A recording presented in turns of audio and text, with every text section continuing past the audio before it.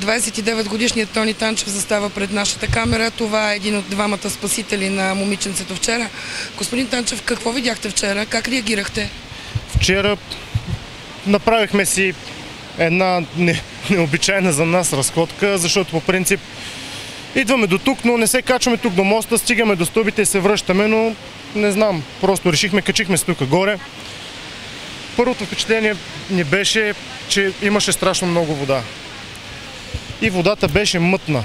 Не беше бистра, както виждате сега, беше сива. Та стоим, наблюдаваме си, по едно време, може би няколко минутки след това, виждаме една раница, която пада отгоре. Водата я носи. Нали?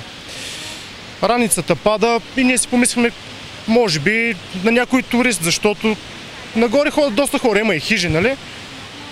Нормално е някой да изпусне нещо, но няколко секунди по-късно, минута е много, няколко секунди по-късно, момичетата изпищяха. Тяло. Вашите приятелки, с които сте били? Да, нашите приятелки, да, ние бяхме тук само 4-мата, имаше един възрастен господин. Тялото пада долу и благодарение на водата, че беше много силна, успява да го избута. Тук в долно... Виждате как тялото на момичетството пада долу? Реално тялото го видях вече, когато беше долу. Аз самото падане не съм го видял, те го видяха, но това не е толкова важно. Кой го е видял? Важното е, че го видяхме и успяхме да реагираме. Веднага слезнахме надолу, влезнахме във водата. Замислихте ли се поне за миг, че има опасност и за вашия живот? Не. То стана супер бързо. И какво направихте после? Влезнах вътре, аз влезнах малко по-напред. Моят приятел стана малко по-назад, за да може да наблюдава и да ме насочва. Къде да го търся. Детето се показа на някакво разстояние около 2-3 метра от мен. В момента, в който тръгнах към него, то се потопи. В смисъл, самата вода, така, не беше контактно, то беше посиняло, беше много зле. И водата си го подмяташе навсякъде. По някакъв начин е минало покрай мен и моят приятел с неговата приятелка хванаха детето и го изведох тук долу, под моста, и започнахме незабавна медицинска помощ. Детето в безсъзнание ли беше? Да, детето беше посиняло с обърнати очи. Изплашихте ли се в този момент? В първия момент не точно, по-късно след като го осмислих. Какво се е случило, какво е можело да се случи, но слава на Бога всичко. Слава Богу, че всичко е приключило без драма. Започнахте да оказвате първа помощ на детето? Да. Моят приятел, с който бяхме, той е военен и даже каза после този курс, защото са карали курсове за медицинска помощ или там до лекарска помощ, не съм много наясно, влезна ми в употреба. И слава на Бога, успешно. Той правеше и сърдечния масаж, аз подавах кислород уста в уста. В този момент е дошла полицията и майката на детето? Да, полицията и бързата помощ дойдоха невероятно бързо. Реакцията им беше много добра. Също така, горе са били 3 деца. Двете приятелки на момиченцето. Полицаите дойдоха тук, съдействаха на бързата помощ да сложат детето на носилката и да го съпроводят до линейката. И оттам тръгнаха по Балкана, намериха децата и слава Богу са ги свалили невредими. Господин Танчев, вие чувствате ли са герои? Не. Мисля, че това е нещо, което всеки нормален човек би го направил. Малко млади хора биха направили такова нещо. Не съм сигурен.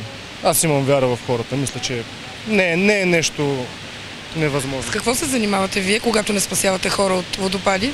Когато не спасявам хора във водопади, по принцип съм борец в Карловски отбор и помагам, тренирам децата. През летния сезон работя в чужбина. Работите? В чужбина. В чужбина. Но винаги се връщате в България?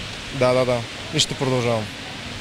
Разговаряме с Илиян Марков, 12-ти клас в средно училище Васил Левски Карлово. Илиян, ти на какво стана свидетел вчера? Какво видя? Видях как едно момиче иска за помощ, вика за помощ. При това аз слезнах, а моя приятел остана горе, а долу бяха 2 момчета на около 30 години. И едното вече се беше съблякло и търсиха нещо във водата. След това разбрах, че е паднало някакво момиче във водата и те я търсят.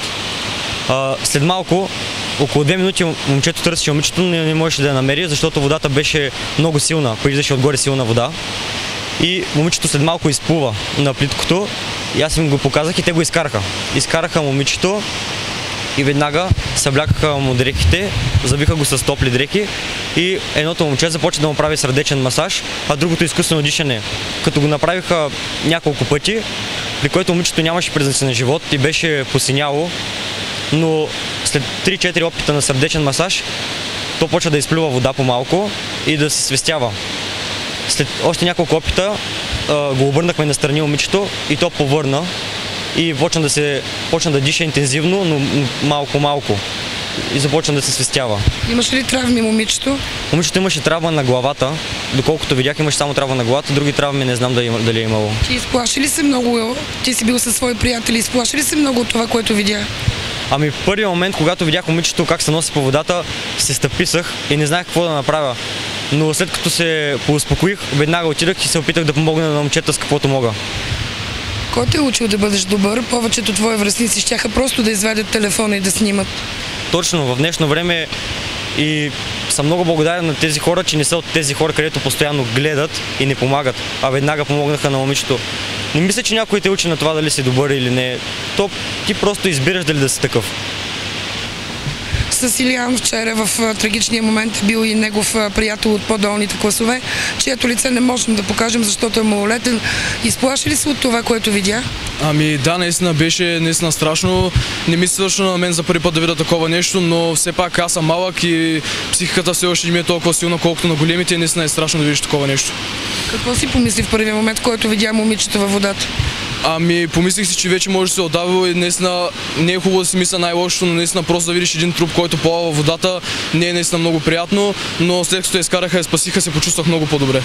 Всъщност от колко метра височина е паднала тя? Ами от камъка долу до казанчето, където се събира водата, е някъде към 7 метра, което е наистина много опасно, защото и скалите долу се събират и има шанс някъде да се удари по-сериозно, което може да доведе до нещо по-лошо. Попитах и приятеля ти, тебе кой те е учил да бъдеш добър?